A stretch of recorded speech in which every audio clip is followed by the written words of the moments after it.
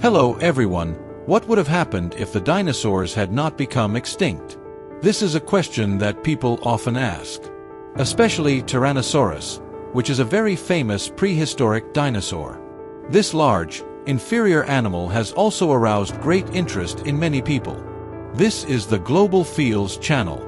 This time, as usual, we will try to clarify everything. If Tyrannosaurus survived the mass extinction of the Buran and Guginian, how would the Earth be different today? Curious about today's content? Let's watch the video quickly.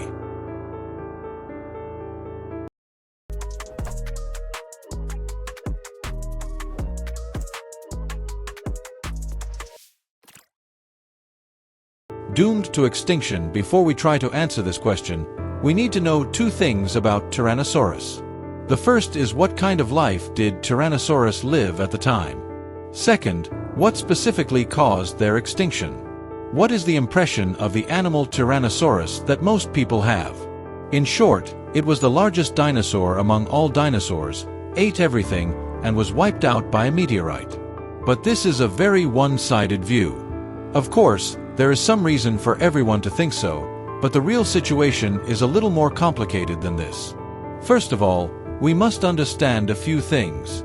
When people talk about Tyrannosaurus, they usually refer to the single species Tyrannosaurus Rex.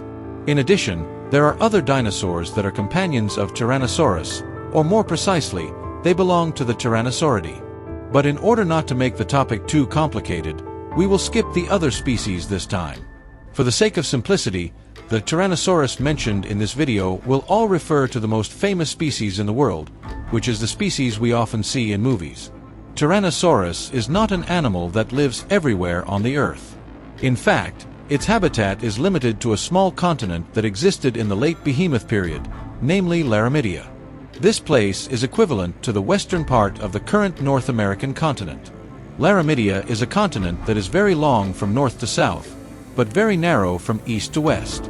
Its west side faces the Pacific Ocean, and its east side faces a sea called the Western Interior Sea, which has now become land. It is generally believed that Tyrannosaurus is the largest dinosaur in history, but in fact it is not. However, its body length is 13 meters and its weight is about 9.5 tons, which is also quite remarkable. It must have been a carnivore, but it is not yet clear how it hunted. Some researchers believe that Tyrannosaurus was an ambush predator in the forests of the White Erythraeum, rather than chasing prey directly. In addition, many people believe that they would have eaten corpses and carrion. However, it is still questionable whether they ate carrion. Otherwise, Tyrannosaurus may have eaten both captured prey and carrion. In any case, considering all aspects, the overall number of Tyrannosaurus must not have been very large. If you think about it carefully, you will know that the Laramidia ancient road is not that wide, but the Tyrannosaurus fossils that are the protagonist of this film have never been found elsewhere. Like other dinosaurs, Tyrannosaurus is likely to be a warm-blooded animal. This also means that its basal metabolic rate must be very high, so it needs more food to replenish its physical strength. Considering its huge size, the amount of food it needs must be very amazing. Although the forests of Laramidia ancient road are full of various creatures, these alone may not be able to support so many Tyrannosaurus. In fact, for species with a small number of individuals but a large demand for food, if there is any major change in their habitat, it should be a direct death sentence. If animals become smaller during evolution, then they may be able to adapt to the reduced food supply. However, evolution itself is based on the changes in the genetic characteristics of the offspring. If the number of offspring is small, the mutation mechanism that helps to adapt to the new environment will be almost zero. This is why when the meteorite impact caused a sudden famine, the first victims were large dinosaurs such as Tyrannosaurus. When the asteroid that caused the end of the world fell, the large amount of dust produced by the impact covered the entire sun and plunged the Earth into winter for several years. Finally, the mass extinction between the Beaufort and the Guginian wiped out all dinosaurs, pterosaurs and ichthyosaurs except birds. Although a few species survived for a short time at that time, Tyrannosaurus had disappeared long ago. Based on the above, Tyrannosaurus basically had no chance of survival under the impact of the meteorite. Even if the disaster of the meteorite impact did not occur, It was destined to die due to other circumstances. During the Beluga period, the world changed irreversibly. The shape of the continents became what they are today. Flowering plants appeared and habitats expanded. Mammals, despite their small size, increased rapidly in number. In many locations, more mammal fossils have been found than dinosaurs and reptiles, because mammals also ate dinosaur eggs. Flowering plants strengthened the soil, which reduced erosion of coastlines and changed the chemistry of the oceans, the world of Tyrannosaurus. But now let's imagine a world in which Tyrannosaurus miraculously survived all the difficulties. Would this have affected the entire ecosystem of the Earth? If so, how would it have affected it? Would we humans have dared to hunt Tyrannosaurus Rex? Or would we have been the ones hunted? It is very likely that Tyrannosaurus Rex would have continued to dominate the ecological niche of large predators. If we want to know how its presence would have affected the evolution of life, we need to see how much it expanded its habitat. This, in turn, depends on how the continents move. For example, let's assume that the Lanomedia Road had not merged with the rest of the North American continent. In this case, Tyrannosaurus Rex would have become a species unique to that continent, just like kangaroos in Australia. Elsewhere on Earth, life would have evolved without being affected by it. The dinosaurs would have either gone extinct or been driven to a narrow edge of the ecosystem. Perhaps during the Age of Exploration, European explorers who discovered the Lanomedia Road would have described Tyrannosaurus Rex as a monstrous dragon. If the Lanomedia Road had become part of the North American continent, as it did in actual geological history, Tyrannosaurus Rex would have expanded its range to cover the entire continent, or at least occupied the forested areas. They would have moved further south during the Ice Age into the jungles of Central America, and then moved to South America once it became a continent. Perhaps before long, they were living somewhere in the wilderness of what is now the Amazon. Humans have never seen a Tyrannosaurus Rex outside of the Americas, and it is unlikely that it would have made its way north during the last Ice Age, crossed the frozen Bering Strait, and settled in Eurasia, because it would have been too cold to live there. So what do you think the impact of Tyrannosaurus on biodiversity would have been? At the very least, large carnivorous mammals would have become scarce, as Tyrannosaurus would have driven them out and taken over their ecological niches. Meanwhile, small scavengers would have thrived, as they would have fed on what the mighty dinosaurs left behind. So, most importantly, would Tyrannosaurus Rex have been a danger to humans? Interestingly, it wasn't. Of course, it would have been an unfortunate omen for a human to walk through the jungle unarmed and encounter a hungry Tyrannosaurus Rex. However, organized groups of hunters could have lured the Tyrannosaurus into a trap and killed it. The Tyrannosaurus's huge body would have provided a very good source of meat for the entire tribe, and its skin could have been used as clothing material. The Tyrannosaurus's body was likely covered with feathers, which could have been used as decorations, and it was definitely worth the effort. When European settlers with guns entered the land, hunting Tyrannosaurus must have quickly flourished. They may have become an endangered species by now. Moreover, the rich can not only buy alligator leather boots on the black market, but also Tyrannosaurus leather boots. If any of the audience is interested in various prehistoric creatures, we have prepared a gift for you today. The theme of this time is the creature that once dominated the Earth's oceans, that is, the ancient lizard, the blue dragon. The blue dragon went extinct 66 million years ago along with the dinosaurs and non-avian dinosaurs. However, what would have happened to the world if they were lucky enough to survive at that time? Ruler of the ocean first, let us briefly explain the general understanding of the blue dragon after human research.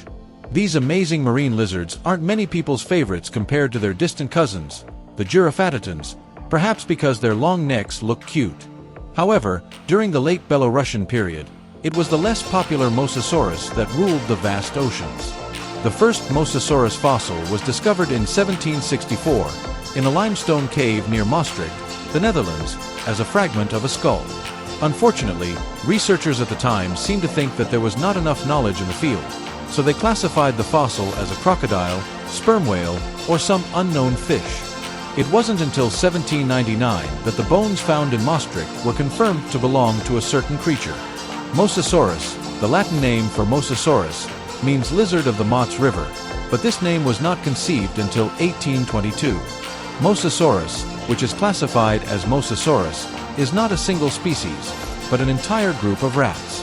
Mosasaurus rats are divided into a variety of species, each with different body shapes and anatomical features. Hoffman's Mosasaurus is a representative large species, with a body length of 17 meters, while the contemporary Dilophosaurus is the smallest species, less than 1 meter long. Mosasaurus is not a member of the dinosaurs. In biological taxonomy, they belong to the lizard family. Among the existing species, the closest gene to Mosasaurus is the monitor lizard, and the two creatures are likely to have a common ancestor. However, even if you have the opportunity to see a living Mosasaurus, you will not find any lizard-like features on it. Their appearance looks more like an animal hybrid of fish and manatees, and their tails are thinner than those of similar marine predators, like a mouse's tail.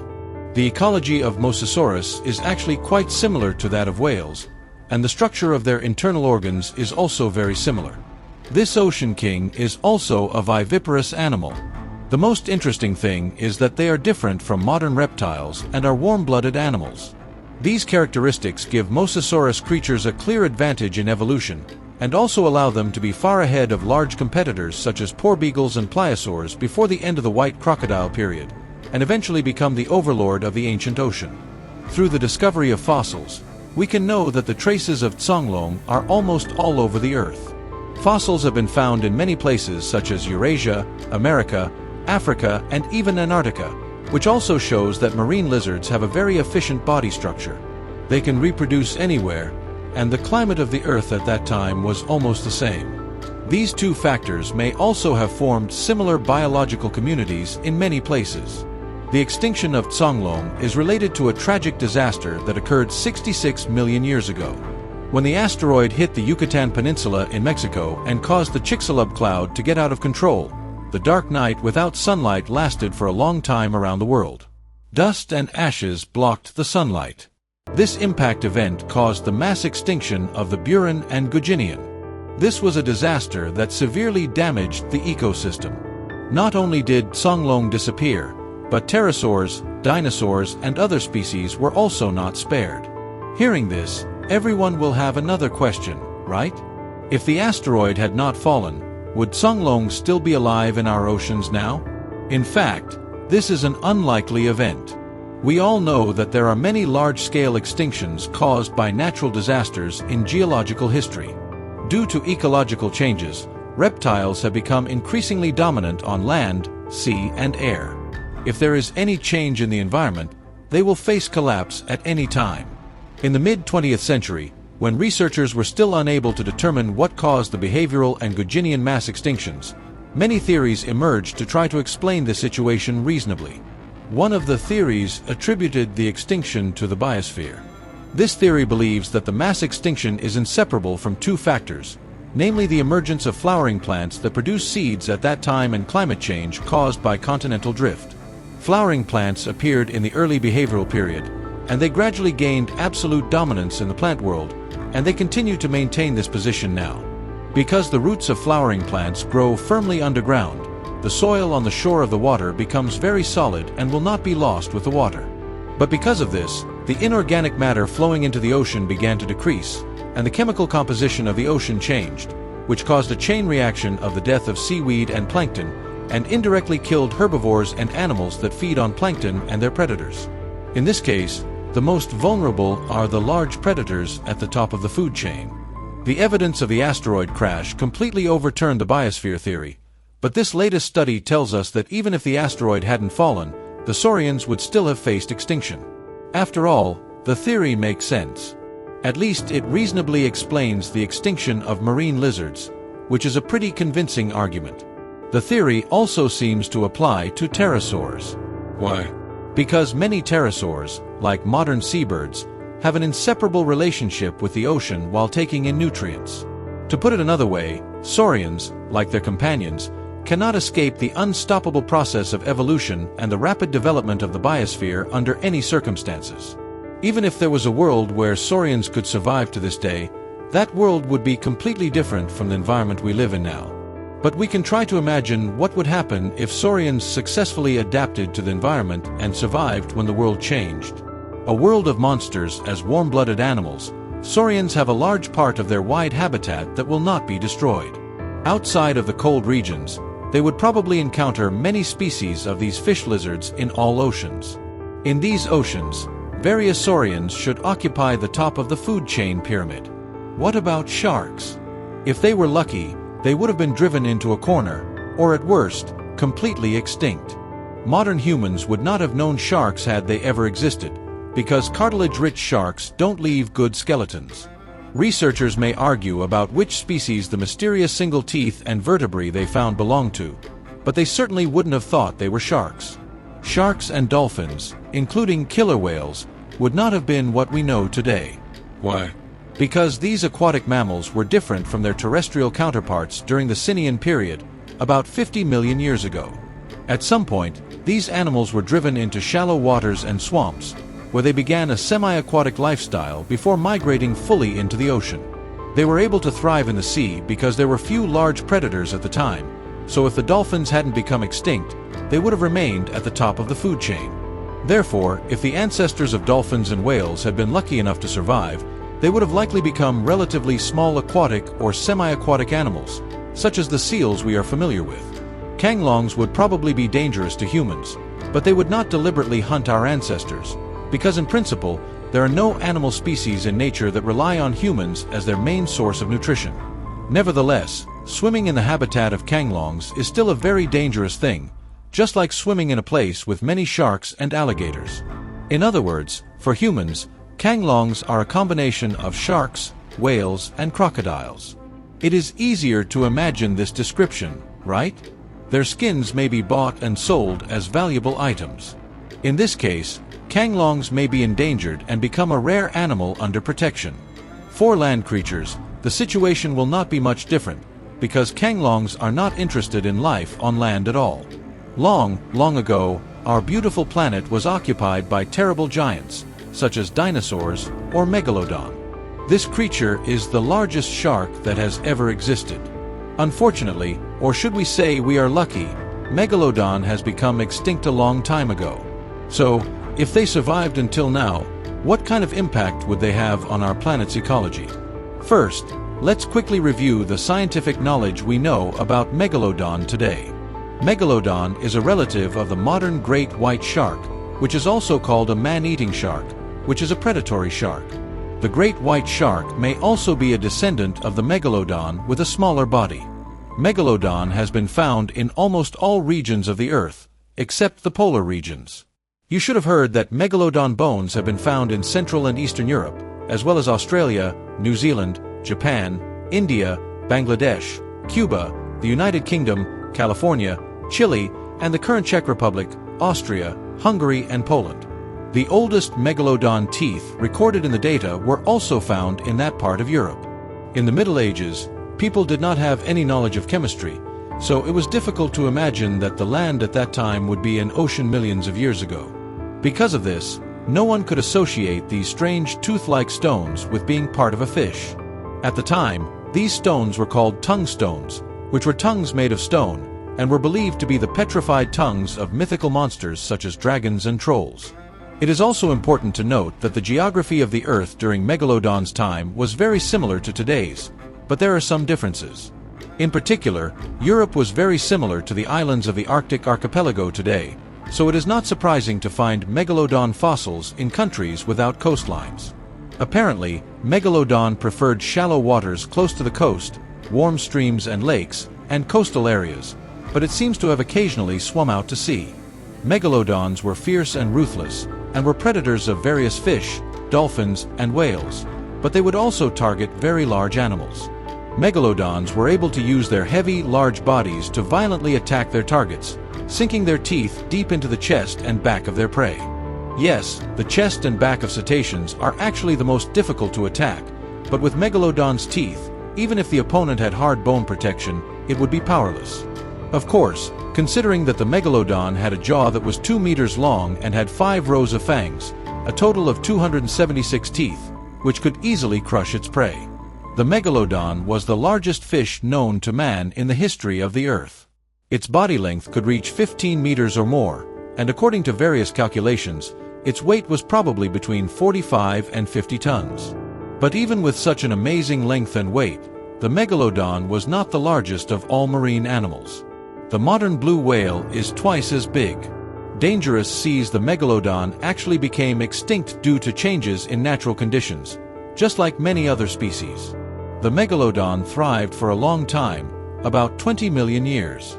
At that time, the oceans were full of slow-moving, primitive mammals, and there were no large toothed whales like today's killer whales. When these toothed whales appeared in large numbers about 3.5 million years ago, the Megalodon lost its advantage in competing for food and gradually disappeared from the evolutionary stage. But what if that change had not happened? You can imagine how things would have turned out if the killer whales had not driven this huge shark out of its ecological position as the super predator of the ocean. Would the two creatures coexist, or would the toothed whales never have appeared in the first place? What changes would have happened to the biosphere? First of all, the ocean would have become a more dangerous place, right? As we mentioned earlier, Megalodon lived in every area of tropical to temperate climates, and they basically lived in large oceans, but sometimes swam into smaller seas. Contrary to popular belief, sharks do not specifically attack humans, and there are basically no animals in the biosphere that prey on humans. They attack humans because they mistake humans for the various fish and marine mammals they eat. Sharks are also curious animals, and they may want to try the unknown out of pure thirst for knowledge. But for those who are bitten by their powerful jaws, it is no small matter. Regardless, the idea of swimming in the sea is full of unpredictable dangers. Unlike modern sharks, sawtooth sharks are more numerous, more aggressive, and larger than sharks. Of course, as time goes by, we will surely invent various sawtooth shark repellents and other protection measures, but that will only be in the next few hundred years. Sawtooth sharks may also suddenly attack fishing boats or larger ships. For humans, these creatures who know the joy of collision are extremely dangerous. Can you imagine what would happen if a 40-ton sawtooth shark hit the hull of a single-person boat at a very fast speed? Would this situation stop people from fishing and transporting at sea? We don't think so. After all, this is not the first time we have faced dangerous animals. Smart humans will soon come up with various ways to deal with sawtooth sharks. Maybe for coastal residents, these sharks are simply coveted prey and will not be considered dangerous.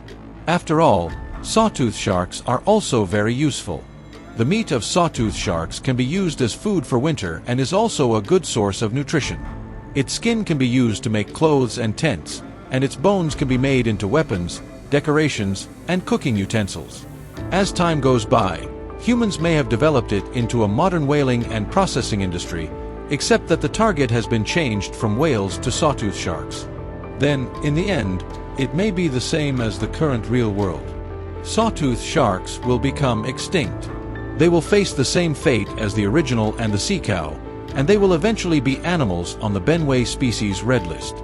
However, don't be sad, everyone. Sawtooth sharks may have a significant impact on the marine ecosystem before the emergence of humans.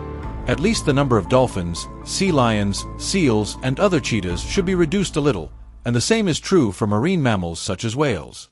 These predators would not survive the competition for survival, and herbivores would only fall prey to sawtooth sharks. Finally, we would like to briefly mention that there is a view in cryptozoology that sawtooth sharks are actually still alive. In 2013, the Discovery Channel aired a fake documentary film about this incident.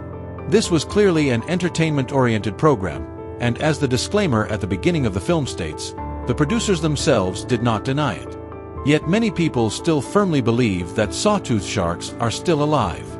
Before the show aired, there were occasional reports of people encountering sawtooth sharks, and researchers were highly skeptical of these reports. There is no convincing evidence that sawtooth sharks exist in the current geological era, and there are no photos or films that clearly identify sawtooth sharks.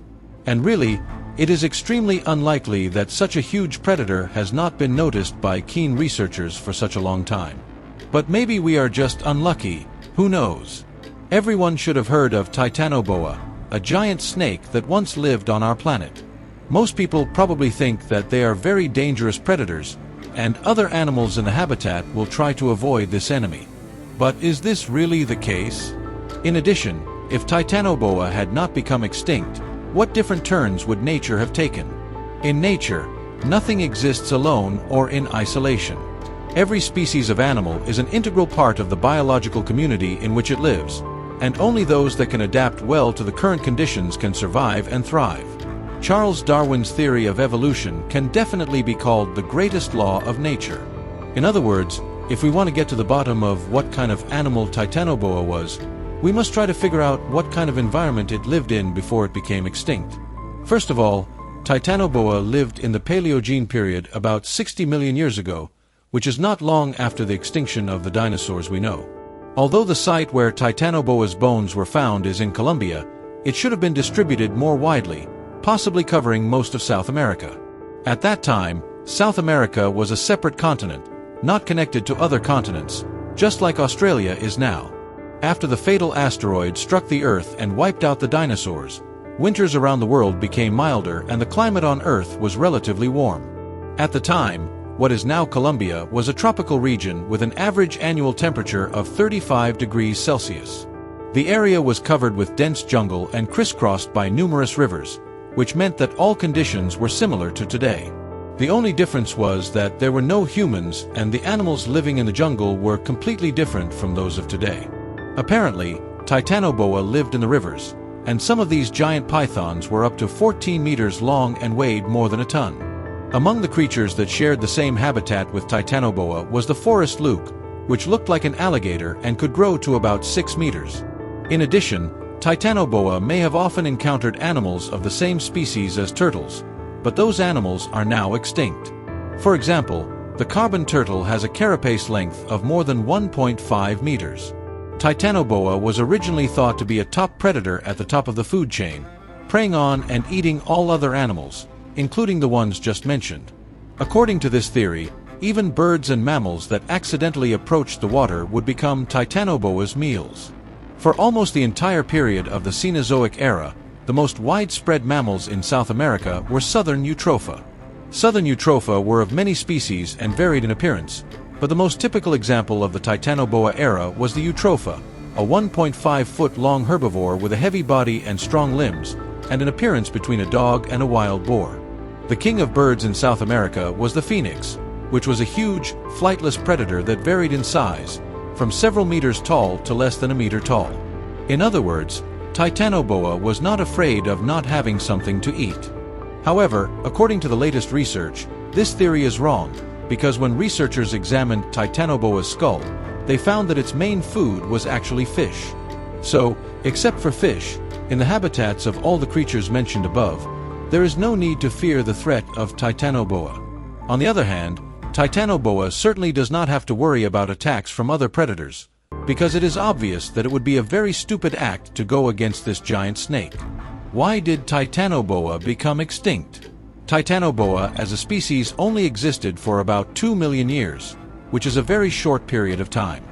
Due to the repeated release of methane into the atmosphere between 60 million and 58 million years ago, Titanoboa also slowly adapted to most of the peak warming.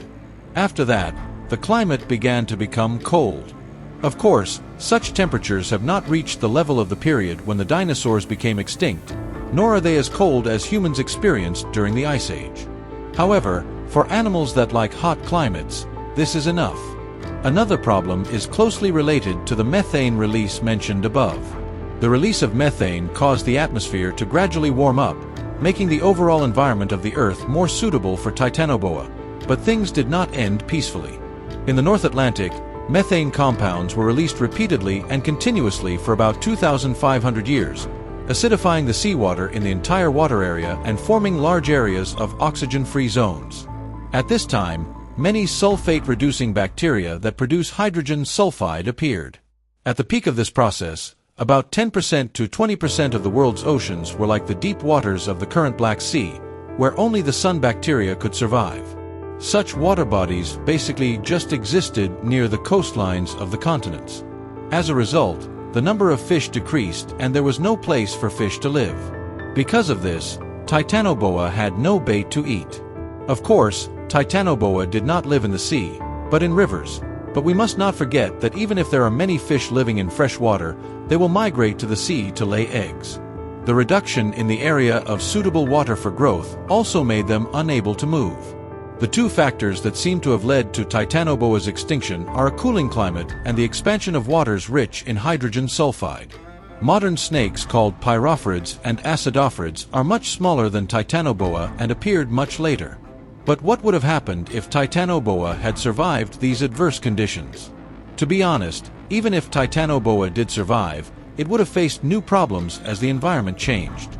In the next 60 million years, many natural disasters occurred, but perhaps the biggest threat to Titanoboa was not those disasters, but other problems.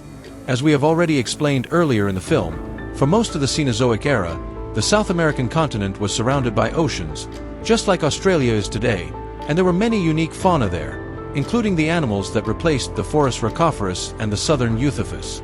South America was only connected to North and Central America about 15 million years ago, and the current land bridge between the continents only appeared 3 million years ago. Because of this change in topography, many animals began to invade South America from North America. The animals that replaced the Phocasus and the Australopithecus did not survive the survival competition and became extinct in a relatively short period of time. Other species also suffered, and Titanoboa was in trouble. For example, Titanoboa could not eat fish swimming from the north, but those fish may have driven away the freshwater fish that the python used to feed on, leaving Titanoboa with nothing to eat, or new plant species may have changed the chemical composition of the soil, thereby changing the composition of the water. By the way, judging from the current distribution range of Titanoboa's distant relatives, modern snakes of the family Ranidae, they should have originated in South America and then further expanded their sphere of influence to Central America through the new land bridge just mentioned. From this perspective, it is not a bad thing for Titanoboa to connect the land. What would happen if Titanoboa had not become extinct? What would happen to the animal kingdom if Titanoboa had survived? The situation of a snake with a large venom should reduce the diversity of the biosphere, and other snakes of the natural family may not be able to evolve to the present state. The powerful Titanoboa will occupy the ecological position of those snakes. Titanoboa should always be the only biological species of this kind of big snake, without other rivals. After the American continent was connected to each other, the surviving Titanoboa may have begun to move around to ensure its own territory. At this time, the range of Titanoboa's activities may have extended to the border between Mexico and the United States. For tens of millions of years, the jungle has basically not changed much, which just provides Titanoboa with a very comfortable and cozy habitat. For humans, Titanoboa is not as dangerous as in the movie.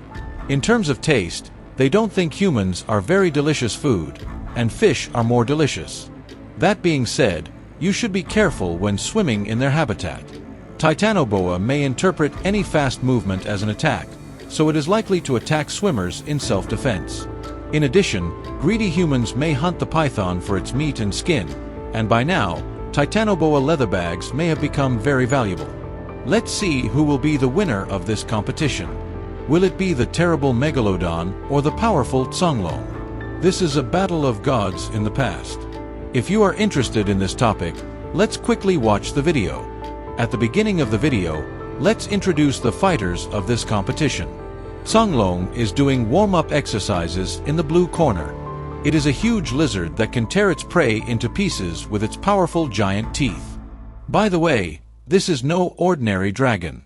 This is the largest representative of the dragons, the Hoffman dragon. Its body length can reach 17 meters and weigh 27 tons. It is a monster of another level. This predator preys on sharks and turtles, and also preys on dragons of the same species but of another species. In fact, dragons prey on each other, but we don't think it's a bad thing, only our conscience will be condemned. If anyone wants to blame this behemoth, it can only blame the dragon's big mouth and those small megalodon cone-shaped teeth, which are curved and sharp. Well, Hoffman's dragon doesn't have that many teeth, only 40 at most, but it is very functional. Its mouth can be opened very wide, and it can eat even very large pieces of meat without any difficulty.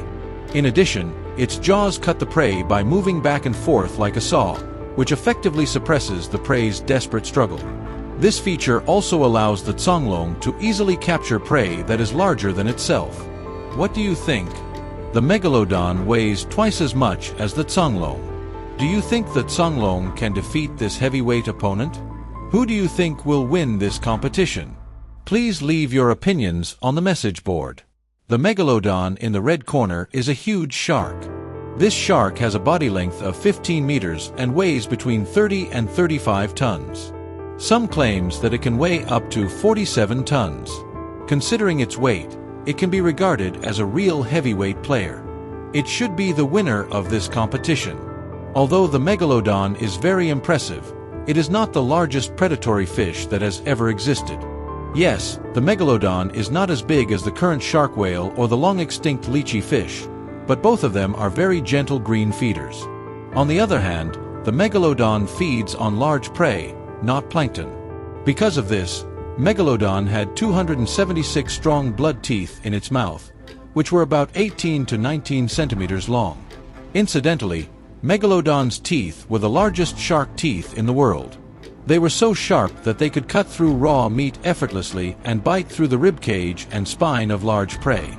These terrible teeth grew in a 2-meter-long jaw, making Megalodon a real deadly terminator. A head-on confrontation between Megalodon and Songlong was impossible.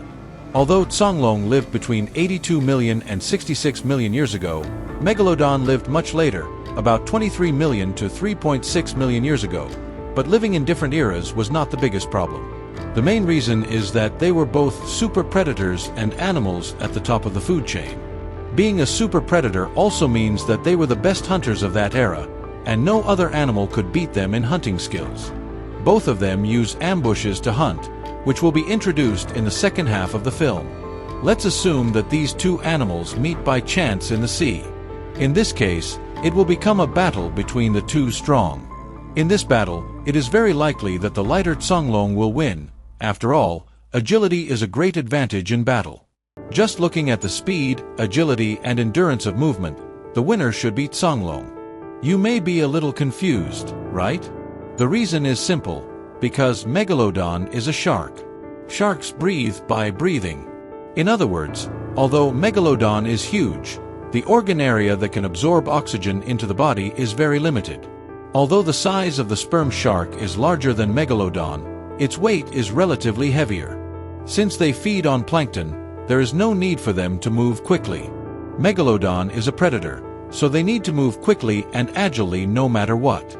In addition, Megalodon's metabolism is very slow, so its activity level is also limited. It takes a lot of energy to fight Songlong head-on, but Megalodon cannot carry out the required metabolism. So with the conditions on both sides ambiguous, the Megalodon has very little chance of winning in a head-on duel. So the current score is 1-0, with the Songlong leading. Ambush combat this round of the duel should be more interesting, because both animals may have hunted by ambush. Songlongs will quietly wait for their prey to swim to the surface of the water to breathe fresh air, or to warm up in the warm sun.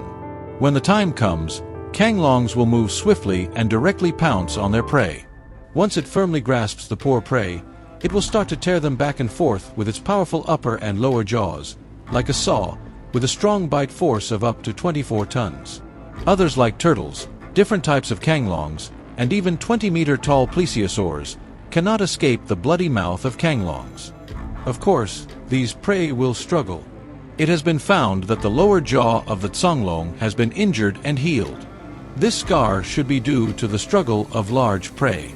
Megalodon also uses ambush to hunt, but the tactics they use are more diverse. They can also pounce on prey with agility and eat them. When hunting, in order to fix the prey and prevent them from moving, Megalodon will damage the animal's vital organs and crush their bones, and then slowly enjoy these meals. Some people say that Megalodon does not reject the meat of dead animals, but this may not apply to Songlong because its sense of smell is actually very weak. Megalodon's bite force is weaker than Songlong. Although it only has 11 tons of strength, once it is caught, it can't escape. If it is an ambush attack, who will win? We think it should be a draw in this case.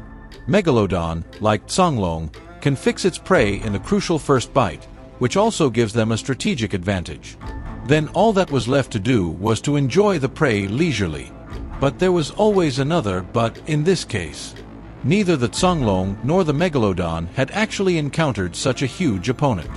Researchers believe that the Megalodon should have been preying on some small whales, dolphins, and turtles, which were about 2.5 to 7 meters in size, much smaller than the Songlong. So, could the Megalodon have a way to deal with a giant lizard like the Songlong that was out of the battle plan? Although the Songlong has always been preying on prey larger than itself, it has never fought a super monster weighing 35 tons. If it really encountered such a situation, could its mouth open so wide to bite out the Megalodon? However, we also need to consider whether the Megalodon might appear in the Songlong's hunting area. The Megalodon does not need to swim near the surface of the water to breathe.